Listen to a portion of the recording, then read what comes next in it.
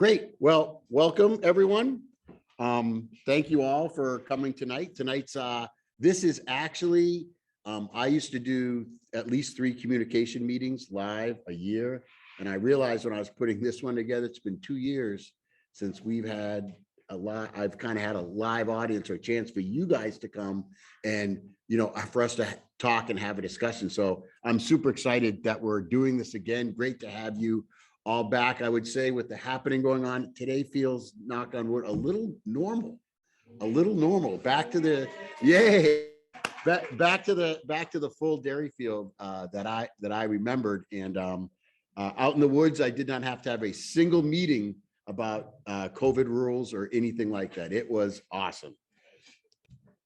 So I'm going to talk tonight about building independence and grit. And I have come to understand, to see grit as I think the most important factor in determining how successful a teen or tween is going to be. So with that in mind, I think it's important that we all think about, first of all, and I'm going to put the Wayback Machine on you all a couple times throughout the evening, to think about, how did we build grit?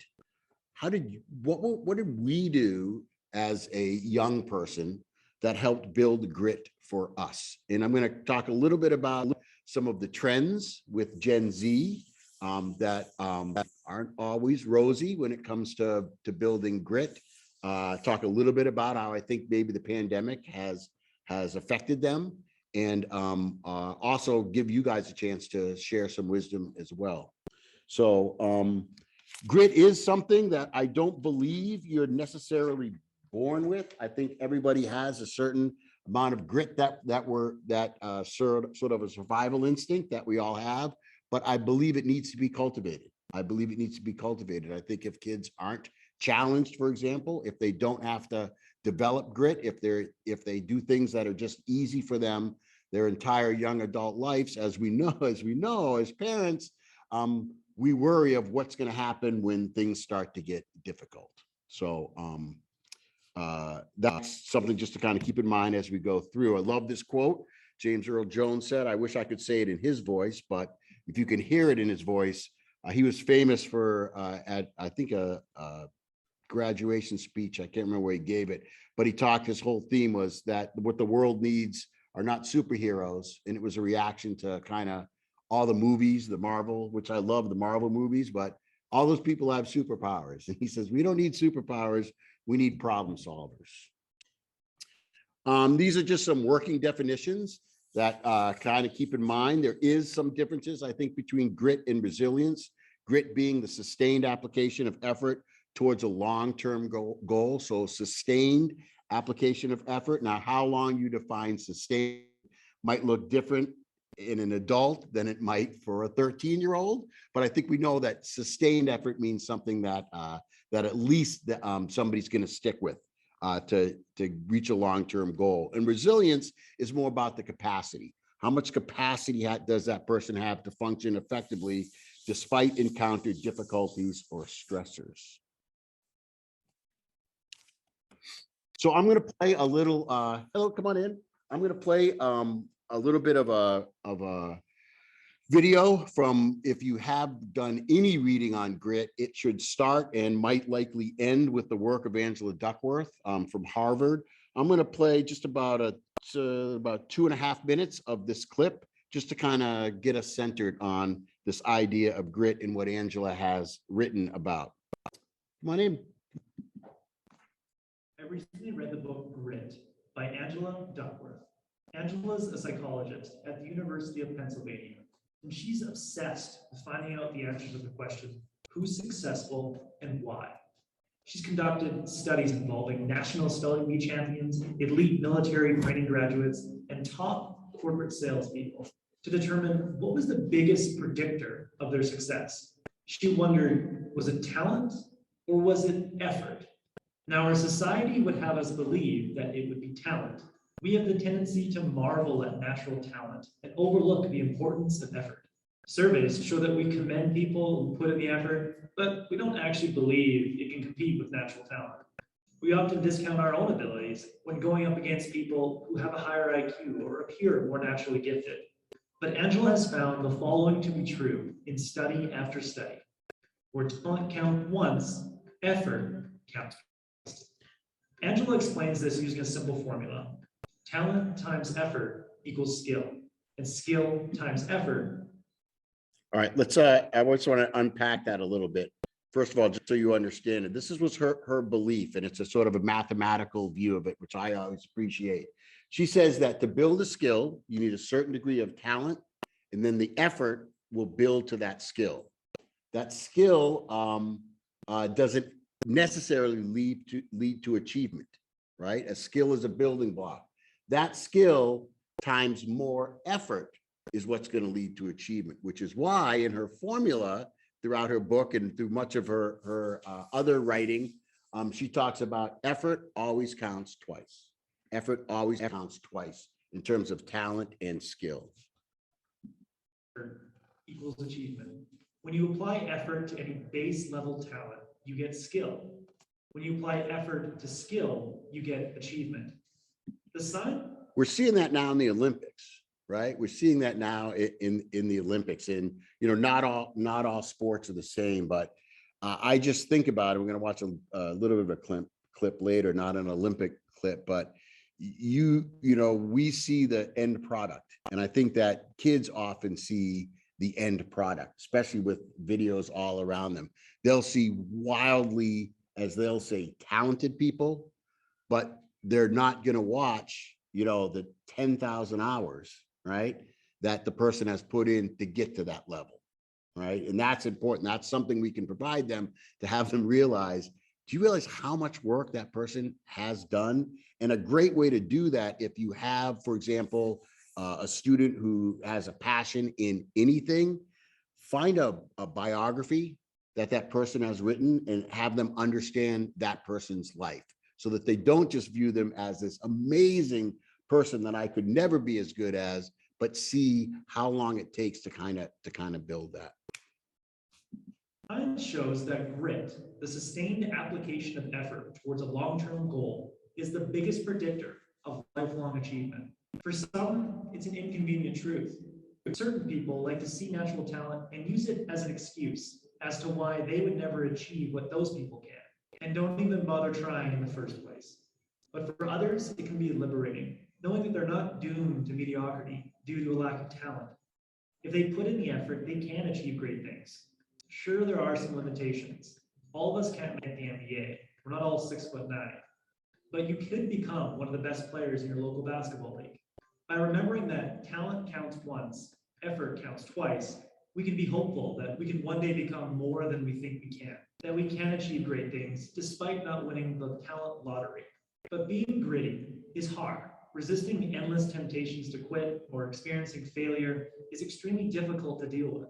But Angela says we all have the ability to grow our grit if we direct our focus in 4 specific ways. First, develop a fascination with what you're trying to do. Right, I'm going to stop there. I'm going to move to the next slide.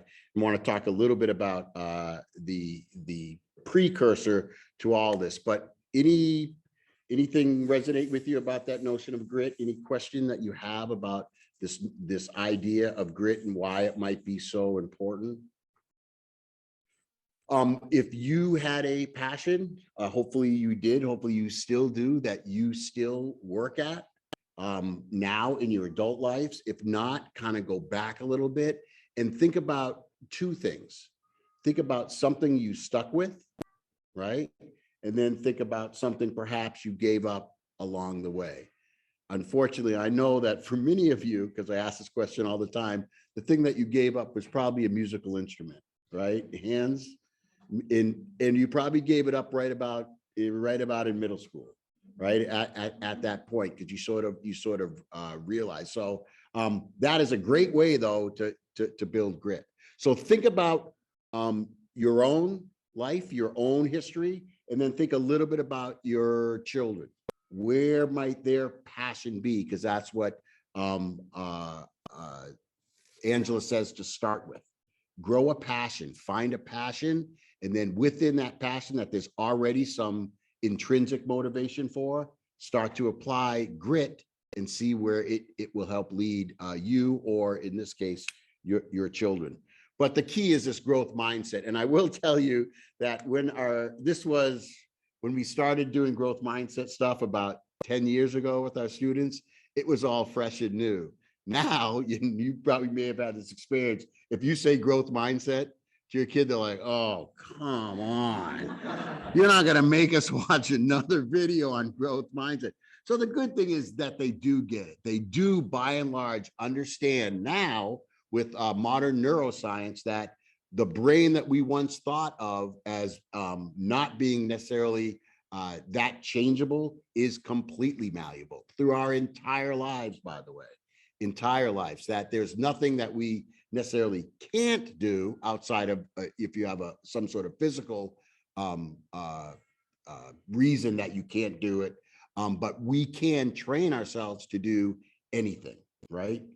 Okay. So I'm going to talk a little bit about Gen Z trends, and I'll be honest with you. I cherry picked these, right? So some of the things I'm going to talk about, I picked, I'll say, because they kind of make my point a little bit. I don't believe this necessarily about certainly all middle schoolers. I don't believe it about all our Derryfield kids, but these are a national trend. This is true. The allure of independence, so powerful to previous generations, holds less sway over today's teens. They are not as interested as we probably were of gaining our independence. Gaining our independence. How many of you ground your way through learning how to drive a manual car? Gen Z, by the way, doesn't do that. They don't. In general, they don't have that same drive where, well, if you don't learn how to drive a manual shift, you're not going to drive, right? Some more stats coming up that. These stats a little bit old, but 12th graders in 2015 were going out less often than 8th graders did as recently as 2009.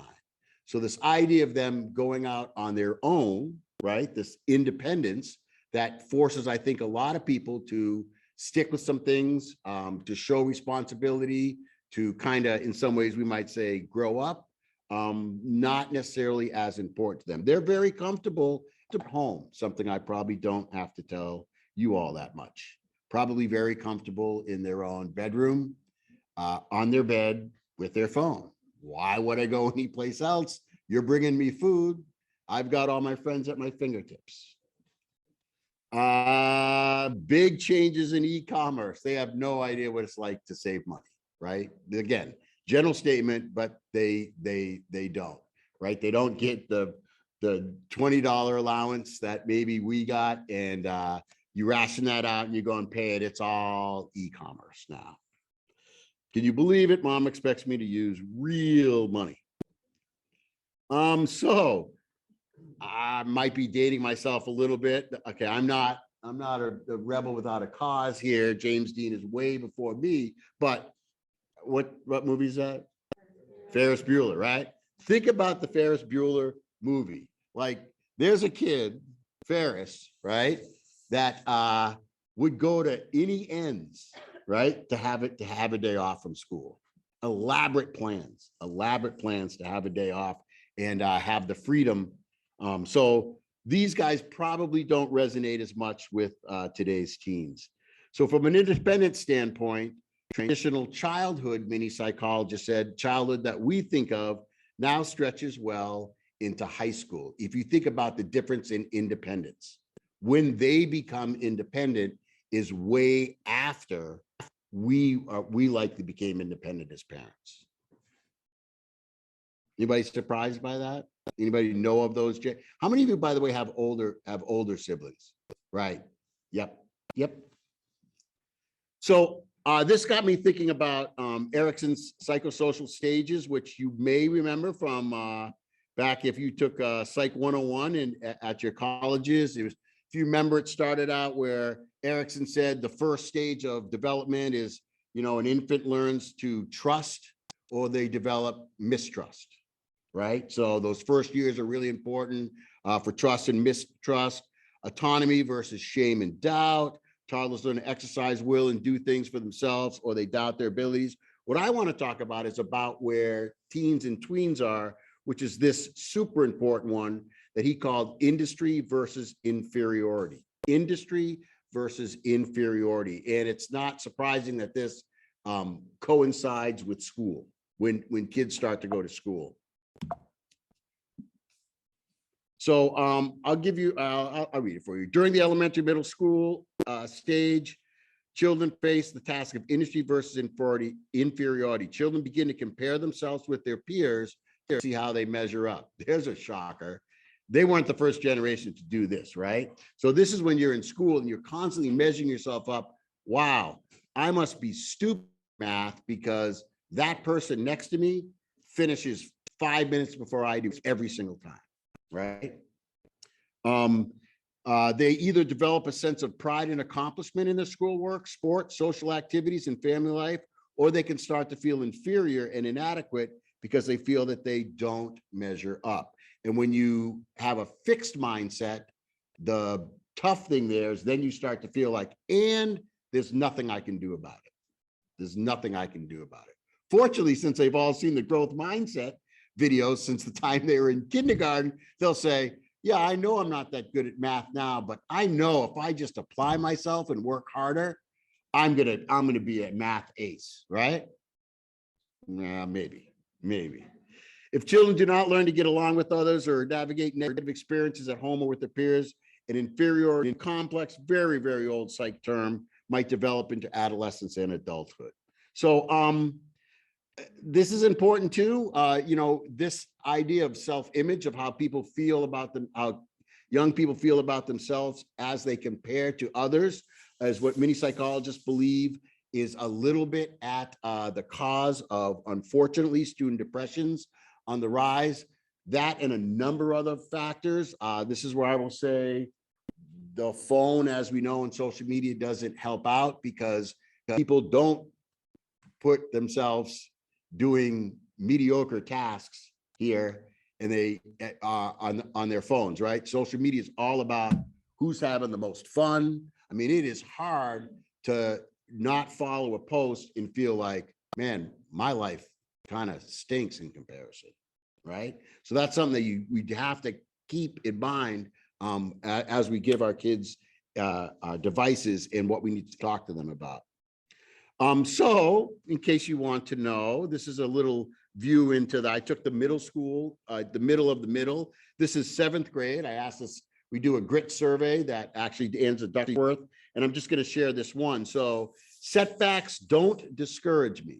A setback does not discourage me. And of course, we've got that awesome bell curve, right? We've got that bell curve where most kids say, well, it's kind of like me, somewhere in the middle. But you can see number of kids agree with it, but still a number of kids say, no, I know for a fact that when I hit a setback or a roadblock, I tend to stop. That's an important thing for them to understand. And it's an important discussion for us as teachers to have with them and for you as adults to have with them. So getting back to that question I asked earlier, think for a second, and I'll give you, I'm not good at this, but I will time myself. I will give you 20 whole seconds to think about what you did in your childhood, something you did over and over again, even when you failed, that brought you to some sort of mastery. All right, 20 seconds. 20 seconds. Think about what you did.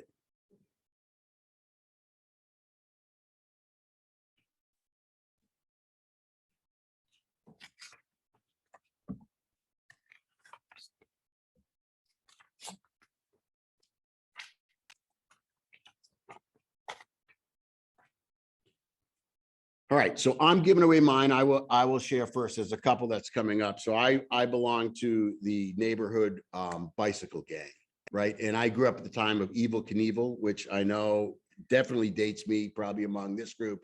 But he jumped his motorcycle over everything. So we, time after time, I don't know how many times we jumped in. This picture here, yeah, we actually did that. we would jump each other. Thank God that there weren't cameras all over the place, and we knew where to hide. But so we would jump again and again, and I can't tell you how many bikes I broke, how many bones I kind of broke along the way, cuts, bruises, but it did not matter. Learning to jump, the passion I had of jumping bikes, all of us could do it all day long, no matter how often we fell. Anybody want to share anything that you remember that you really worked hard at, no matter how much you failed?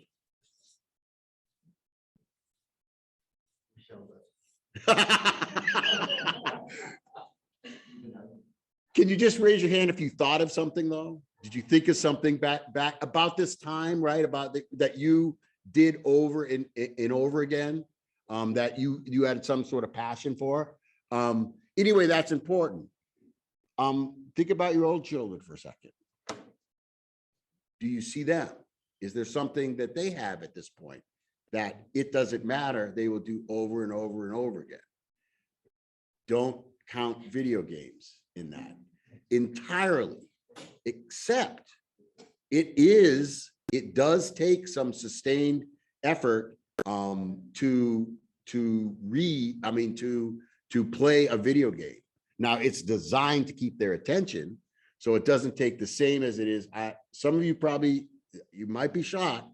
Some of you might have a child that's actually never read a book from the beginning cover to the end cover, right? Because it's kind of boring and it takes a lot of time. And in that first 100 pages that your English teacher tells you, you just got to get through that first 100 pages and you're going to love it. I can't make it past page 22, right? So just sort of know that. Takes a little more. So this was one thing for me. The other thing for me was tennis. But I took these two pictures because I want to show you. This is where it's a little bit different. And I think I want you to, this is a good lens to use. And as a lifelong coach myself in a number of sports, there's a difference between this, right? Do you guys, what's the difference between these two tennis players? Anybody see something that's drastically different? Yes. The coach, right? Any great athlete will tell you that they didn't necessarily get great from the lessons they took, from the leagues that they were signed up for. It's here. Gretzky, I just read a Gretzky article on this where he talks about his own experience as a hockey player, and he barely played any leagues, but he could not be dragged off the ice. And interestingly, he says when parents often come up and they're like, will you tell Johnny how much hockey you played every day and tell him he needs to do that? And what do you think Gretzky says? No, I'm not going to tell him to do that. If he wants to put that time in, nobody told me to do it. That's not necessarily the path to greatness. Okay. So this is something that you do need to think about. If you feel like, I would say, your athlete, and I'll talk about tennis. If your child, in the summer, only takes tennis lessons, but never goes and hits against a wall, I would say the passion's probably not there, right? The passion's probably not there. And what you might want to do is back off on the lessons. When I was giving a lot of tennis lessons, I would just say, I'm not going to give your child another lesson until I hear that they've set up a match by themselves and they've gone and hit against a wall someplace. Otherwise, what they learn to do is just do what adults want them to do, right? And it never becomes internal. So I'm gonna play this. I have to turn the video down. I think I'll get it right. There's some very colorful language in this, but I think it's just a great video to show what grit might look like. And I want you to pay attention to when you think he gets it. When does he get this? And I really hope I know when I can turn the sound back on. Oh no, that is not what I meant to do. Shoot. There we go.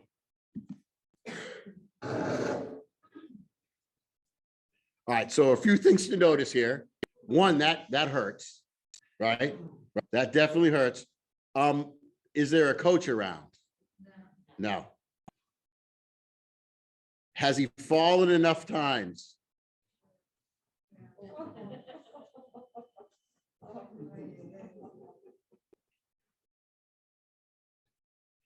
Do you think he would?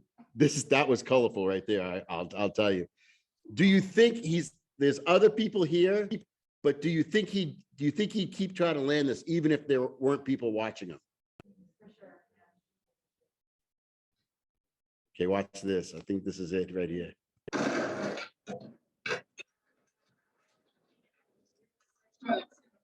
Oops, sorry. Shoot, I knew I was going to do that too.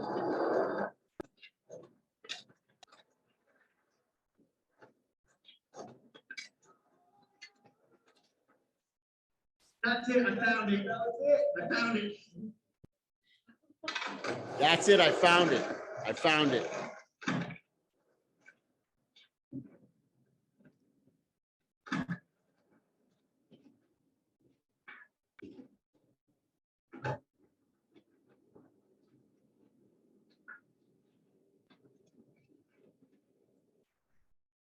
That's the moment we want, right? That's the moment we want. And it can only come if we help cultivate grit in our kids, that they will stick with something long enough.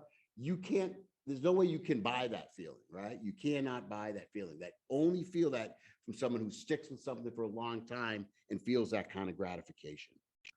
So getting back to this idea that talent times effort develops the skill with more effort leads to achievement, right? You can definitely see that in that video. So here's the $1 million question, right? How do we build guilt? Build guilt, yeah. I think I was going back on my own parenting over the years, and a little Freudian slip there. How do we build grit? Thank you. How do we build grit in our children? And this is one of the ones that I think is some of the best advice that I ever got. And frankly, it's the way that because I was actually a coach before I was a teacher, that I really started to think about is try not to control, start coaching. Coaches help kids develop skills. So as coaches, we help our kids develop skills, but we know kids play the game. And we would never in athletics, and I would never as a coach, as a basketball coach, when I've got that child that maybe can't shoot a free throw, what would happen if it was a big free throw and I walked out on the floor and I said, oh man, you can fail at this. Push aside, I'll take it myself. Think about the impact that would have, right? Are they going to take it themselves? Are they likely to miss it? Often, yes. Often, yes. But we got to be okay with that happening so that and then we can work on using that to drive them to make the shot, right? So coaching, I think, is a great image to have because we don't do things as coaches that we sometimes feel like we should do as teachers and parents. I could easily, when I was teaching math, I could easily do a kid's math problem for them, right? Easily. And it would take all that pain and agony away, and they probably wouldn't walk away mad at me, right? They'd say, oh man, I went to extra help, but he didn't tell me how to do it, right? But that's part of the key. Doing things for children robs them of their opportunity to become competent, to go back to that industry versus inferiority. Doing things with her teachers teaches her how and builds confidence. If they don't equate their effort directly to their success, effort then seems meaningless. They don't have to work for it and success comes easy. They don't learn that lesson that the key is actually, as Duckworth says, effort. Second idea, remember that perfection is not the goal, and every child is different. Some of your children have this drive to be perfect. Often I'll tell you, they attribute to you, to you as their parents, and you've probably done nothing to kind of make them feel that way. But that's a little bit of the way that they feel. And that's, psychologists talk about this. They do not want to disappoint adults, and they definitely don't want to disappoint you. So the easiest thing to say is when they're falling short and they're worried about that, is to say, I can't do this. I know you expect it to be perfect. So we have to be super, super clear in our messaging as parents and teachers that we don't want perfection. Perfection, if you do things really well the first time, there's no opportunity to learn. No opportunity to learn. One of the heads before Barry had this term that I really like called brain pain. If you don't feel any brain pain, right, then you're not really going to learn anything. That has to be there. So that makes them feel like I should be confused. Confusion is not a bad thing. Confusion is what I'm going to learn to motivate me toward understanding. Questions or comments about that? So this kind of comes up in perfection. I told you sometimes it gets attributed to parents and even teachers when it doesn't deserve to be. And then other times, sometimes it does deserve to be.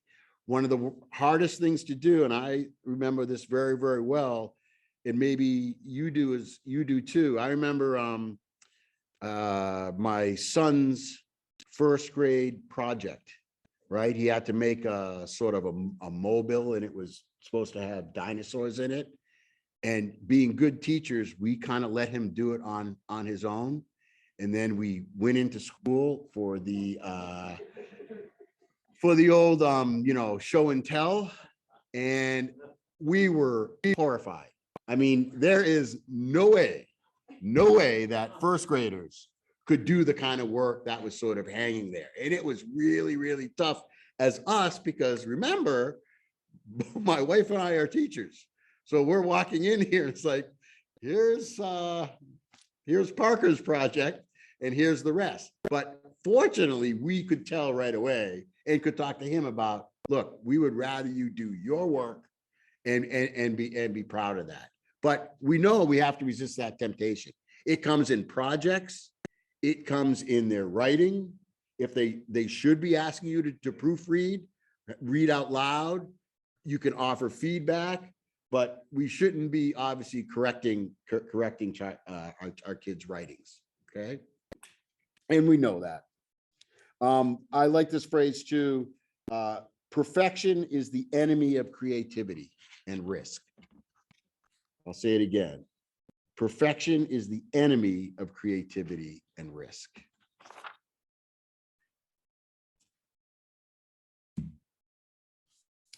I'll talk about this one quite a bit. Help her build confidence by tackling manageable challenges. Tackling manageable challenges. And this is where I think adults, we can help because of their brain development, which is fledgling. Like we know this, right? We know how the brain develops. We know that neuroscientists tell us that it's not going to be till 25 that they're really starting to fully use their frontal lobe, right? We know this. So we have to help them tackle things by putting them in manageable chunks, manageable challenges, but they don't necessarily know how to do that.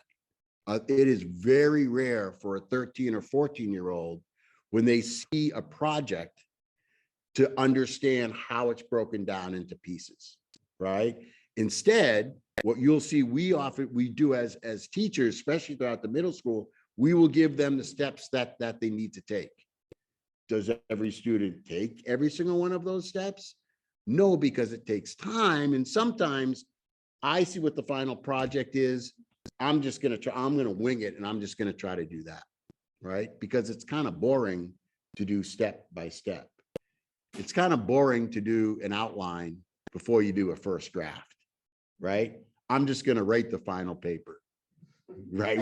We all remember that, right? We all remember that. So it's very important to think up to help them help build their confidence by tackling manageable challenges. So emotional development researchers call this scaffolding. You've probably heard it before, which could be defined as the framework you give your child on which she builds. You demonstrate how to do something, or you use words to suggest a strategy, or you simply spot her.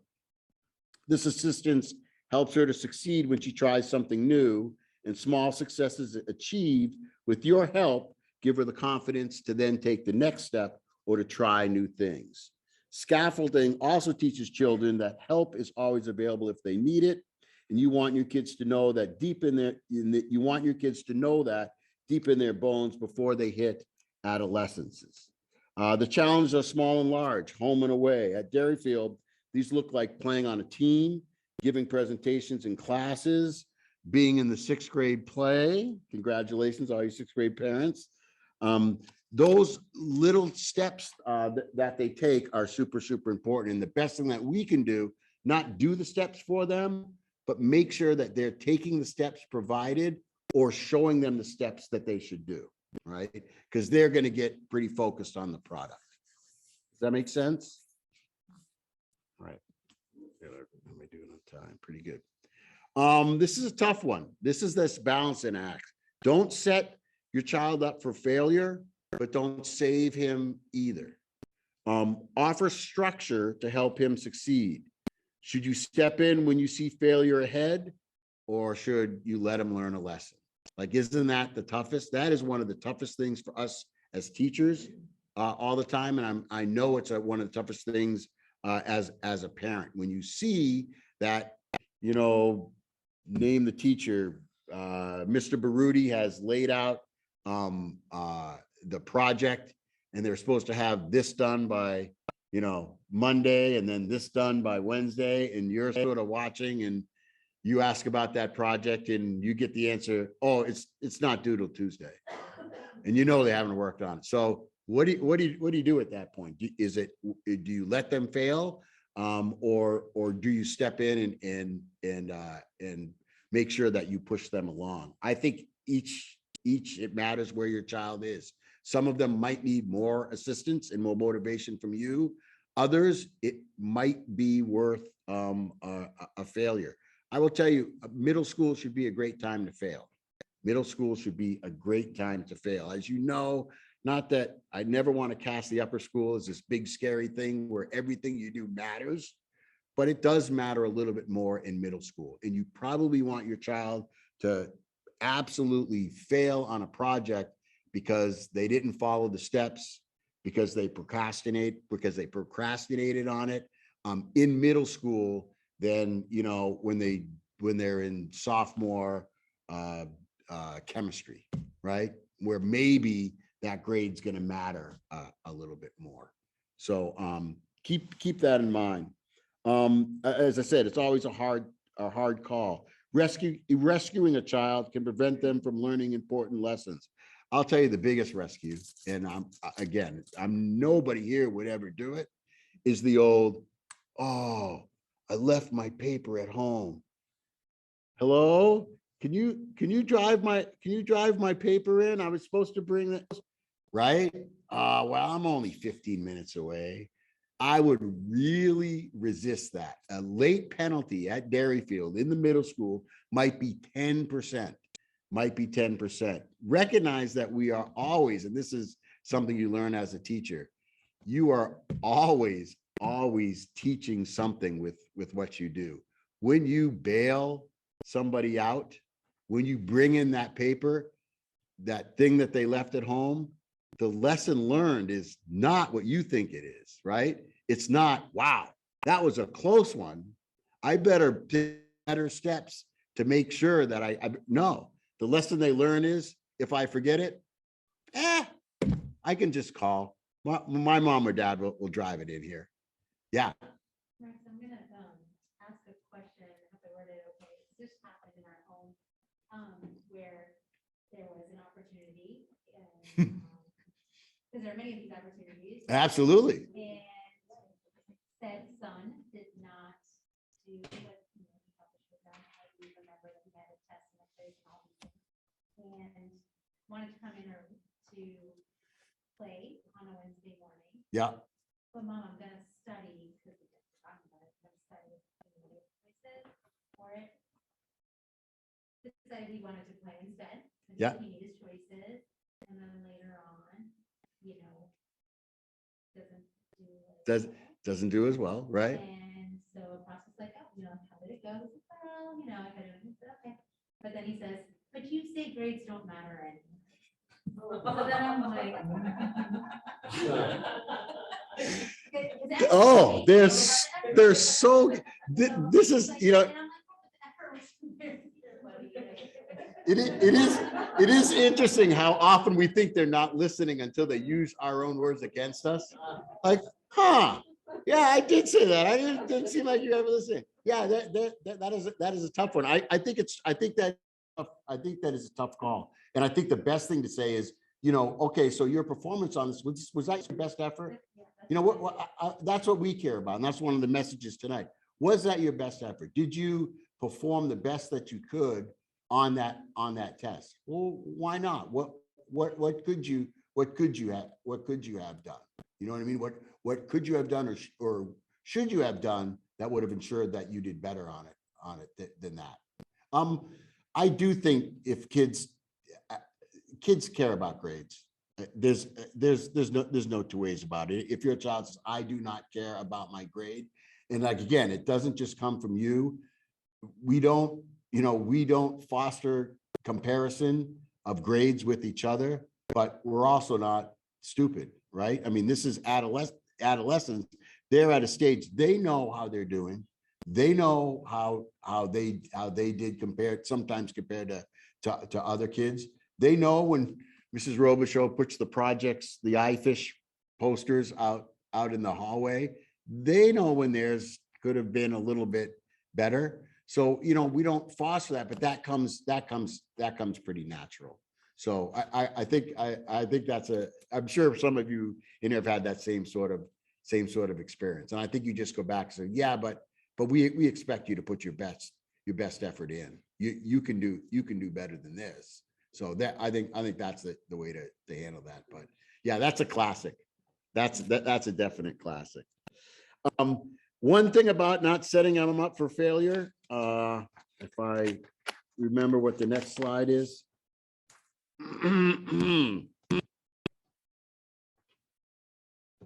This is this year.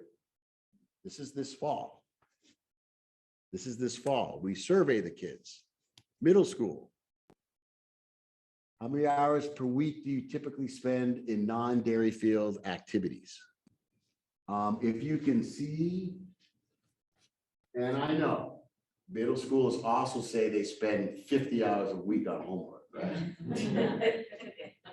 But look at this, more than 10 hours a week. That's a lot of structured time. That is a lot of structured time that they do have. And I do think that is one of the things, a trend that I've seen over the years.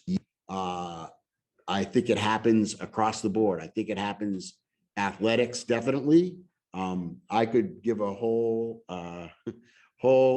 hour-long talk plus about what I think is going on in athletics right now that is really robbing our kids and setting them up for failure, really mostly because there are people making a lot of money on it, frankly.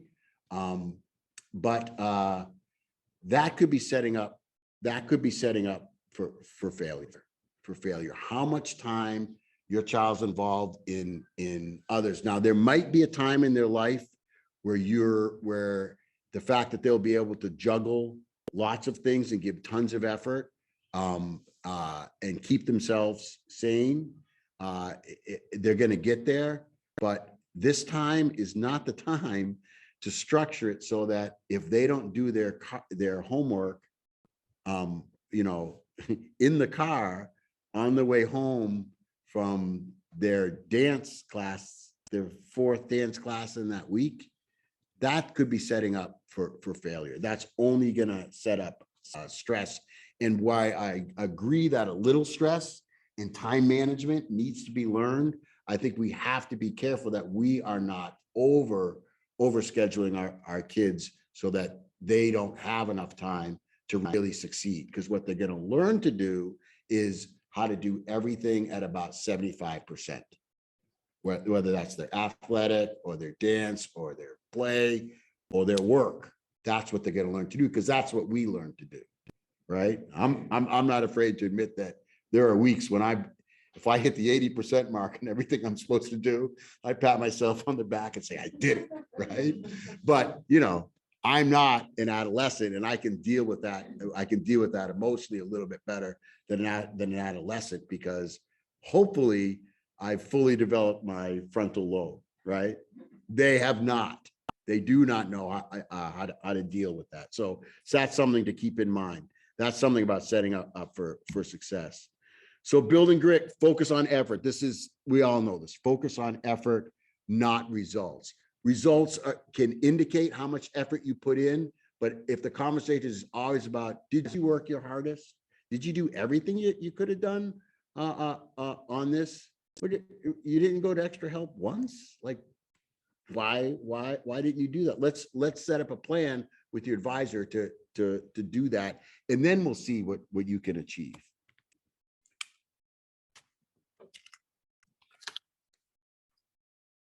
So good things to say. I see how hard you worked on this, or how did you learn to do that?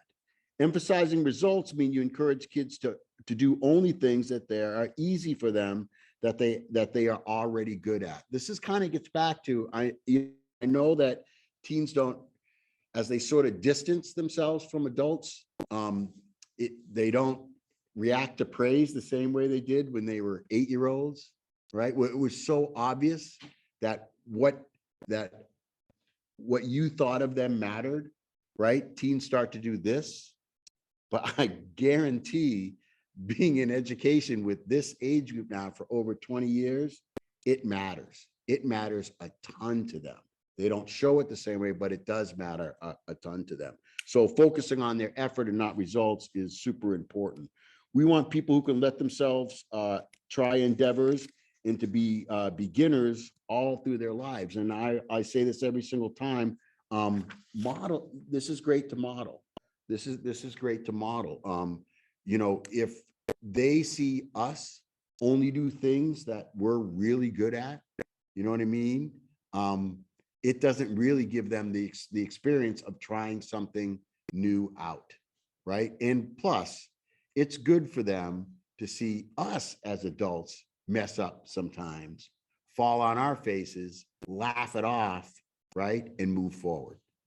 If they don't see that, then they think they need to be perfect, because believe it or not, they kind of sometimes think we're perfect. We're infallible. We don't make mistakes. Even though they'll point them out when we make them. And don't be afraid of your child's feelings. I mean, if you think of yourself as middle schoolers, they are emotional beings, right? And those emotions, and again, brain science bears this out. Their emotions, for lots of reasons, for hormonal reasons, for the way that their brain works, it's everything gets trapped in this emotional cycle within our brain. So they are going to be emotional, and we got to realize that's fine. They're gonna go to the top, and they're gonna hit the bottom, and they're gonna do this, right? We just want to make sure that we're not doing this with them. You know, we don't want to be this, but we want to kind of be there sort of with them, right? And it's so important for them to see. So don't be afraid of your child's feelings. And certainly this is a big one. We're pretty good at it here, because we're just used to seeing it time and time again. Don't be how should I say, manipulated by them. I can't tell you how many times as teachers over the last 20 years, either the tears will come and it's like, I can't do this. You got to give me another chance. I got to do this. And I'm like, yeah, it's okay. We'll figure this out. But this is not the worst thing. I know you can do this. and affirm that they can do it, and not allow them out of stuff just because it causes them a little bit of pain. I've got just a couple more. Affirm your child's ability to impact the world. This is super important because as middle schoolers, they really don't impact. They have some choices, but they're pretty small, right? They don't necessarily get to decide on everything that they need to do. So they see that their impact of the world is relatively small. So I would say they are very aware of how their environment affects them, right? You probably hear this all the time when you ask how your day went. It's all about this person did this to me and this person did this, and they're not as in tune with what they do, how it affects other people, including us as adults. And that's a really powerful message for you to give at times. Let's see. Teaching them that their influence, that they do have influence to impact their world, and why and what do does matter, is really important for them. It can make a huge difference.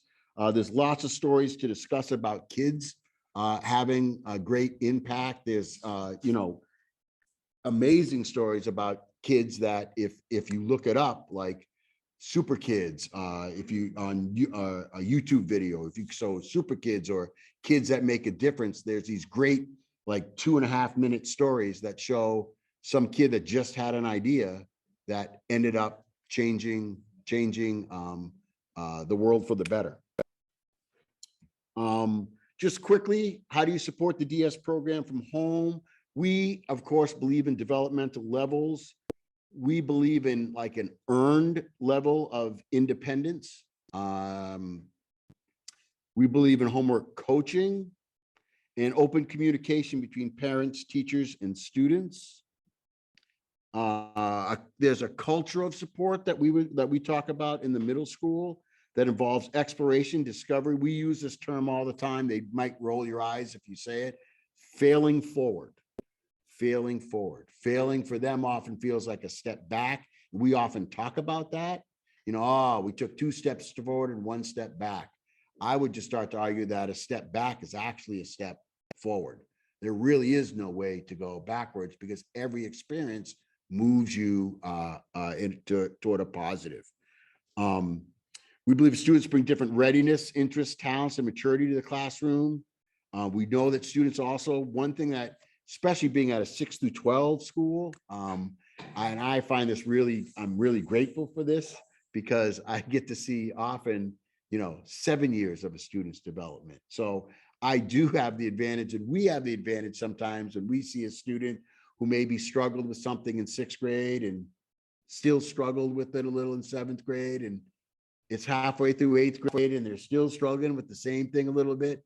We know that given time, everybody's got their own path in terms of when they start learn to master things. And we know that the path to independent learning is definitely not linear. It's never like this. Goals within our program, we look to build advocacy, self-awareness. The LEAD program does an awful lot about this, but it's also just woven throughout the school. The grade book, to be honest with you, we were back and forth for years about whether we would open up the grade book because we were concerned, like a lot of people were, that it would turn kids absolutely so crazy about their grades. And I will tell you that we actually learned the opposite. If you want to make somebody crazy about their grades, don't tell them what they're earning, right? And wait till midterm progress reports roll around and they're like, oh my God. So it's great. If your child doesn't look at the grade book, they should be looking at those grade books because it tells them, oh, here's my grade. Well, let me take a look at this. Oh, well, I've got a couple homework assignments that I haven't done. Let me get these in. And when I do that, I can watch that magic number, right, change. I can affect this grade. It's not something that Mr. Blaisdell is bestowing upon me, either because he likes me or hates me. It really has to do with what I do in his class. And then I just always ask some guidelines for the middle school faculty in terms of how you support at home. Just if and when you do help your child, it's always, I mean, not, not help like, here's your pencil and not that kind of help. But when you're helping them, if you let us know with a quick email, that's always really, really good to know. We appreciate that. Plan periodic organizational sessions. This is the other thing about if you have an organized tween or teen, you are a very lucky person because their mind just does not work that way. So periodically, you're going to have to go through that backpack, right? Just like we do occasionally with the lockers here to do clean outs. Encourage your child to speak directly with us or model if your child's like struggling with the math assignment and they just don't get it and it's getting close to bedtime. Sit them down, say, you worked 30 minutes on this. I know Mrs. Blaisdell says you're not supposed to work more than 30 minutes. Let's shoot her a quick email.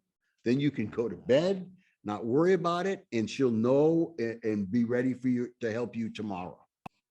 And provide an organized, monitorable, study conducive space. Oh, wait a second. Something else from the survey this fall. Where do you do your homework when you're not at school? 61% at home in their bedroom. And because their work's online, all I would say is they have the world in front of them. It would be, and I'll date myself again, it would be if when I was 13 years old, if I brought my homework to Fun Spot with all my friends and tried to do my homework. It's not any different. It's not any different. It does take effort not to do that. Trust me, you should see us try to monitor 100 middle schoolers in the common room and trying to get them to do their work. I get it. It is not easy. But if they're up in their room with their iPad and their phone next to them, they're not going to do their work very well, period. They're just not going to do it. They'll find it more enjoyable, but it will not be high quality. The other thing that will happen, and we're seeing this even more and more, where so much of the work that we give them is digital, they can just share it back and forth. I'm not saying there are a whole bunch of cheaters, but it's so easy for them to say, oh, here's how I did it. But that's not what you want them to be doing. They so struggle in our study halls to do their homework by themselves. It's like it's a foreign concept. They can't believe that they're supposed to do their work without somebody next to them that they can talk to help them do it. And then they wonder why when they sit down on a quiz or some assessment and they don't have the confidence to be able to do it by themselves. So it is a battle worth fighting. This number should be tiny. This number should be tiny. They do not have the discipline and the willpower yet to be able to do that. So where are you suggesting that they do it? I suggest that they are downstairs, someplace where you can periodically walk through, where there's not a ton of interruption. There's no telephone, right? And this is their homework spot. I talked to the 6th graders this year in academic skills. Have them have some food, have some water, and this is the spot where where you're going to sit and do your work. And periodically, you walk through. They'll hate you for it, but in the long run, they're not going to spend the 3 hours that they say doing their homework because they're doing their homework. They're getting pinged. They're talking to their friends, right? So please, that number would be much better if it changed. And then, of course, parent advisor meetings. This is a great way to support as well. We have one coming up on March 7th. So it's not quite, that next week is the last week of the term. And then we're going to have a couple weeks off. It gets a little funky this time of year. And then we will have our second round of meetings We'll be sending out the invites. Your advisor will be sending out the invites to you all at some point next week. We'll sign up the same way through PTC Wizard. Okay. All right. What to do about grit? If you want to go forward, like I say, I think it begins and maybe even ends with Angela Duckworth. Her TED Talks are fascinating. If you haven't watched any of them. Also, her Good Life project is real positive spin that I suggest that you check out. Some books, Grit, Mindset by Carol Dweck. We all read that here as a faculty. How Children Succeed by Paul Tough, which, by the way, if you're going to talk about grit, your last name should be Tough, right? The Gift of Failure. This is a great one by Jessica Leahy, and The Yes Brain by Daniel Siegel. All really, really great books. And that's, I think I'm about 4 minutes late. So sorry for that. Your kids, I know they had a great time. They were super, super well behaved throughout the day, through the happening. And it felt so nice to be able to do this with them today. And it felt nice to have you all here tonight and do this in person. So thank you all for coming.